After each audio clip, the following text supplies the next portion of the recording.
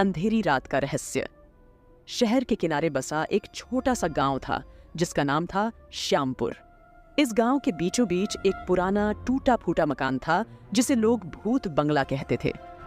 इस बंगले की खौफनाक कहानियां दूर दूर तक मशहूर थीं। गांव के बच्चे वहां खेलने से भी डरते थे। एक दिन रमेश और उसका दोस्त सुरेश, जो कि शहर से गांव घूमने आए थे, इस भूत बंगले के बारे में सुनकर रोमांचित हो गए।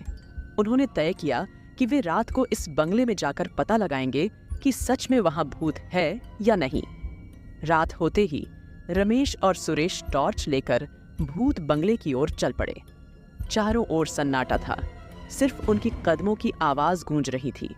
जैसे ही वे बंगले के दरवाजे के पास पहुंचे, दरवाजा खुद ब खुद चरमराता हुआ खुल गया।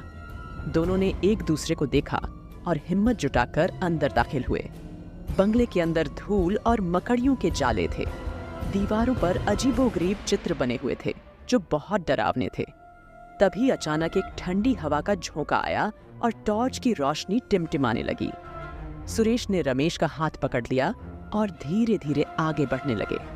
जैसे ही वे सीढ़ियों के पास पहुंचे, उन्हें एक धीमी सी आवाज सुनाई दी, जैसे कोई धीरे धीरे रो रहा हो।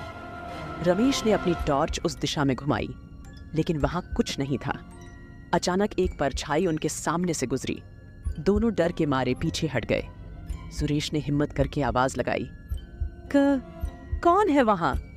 लेकिन कोई जवाब नहीं आया।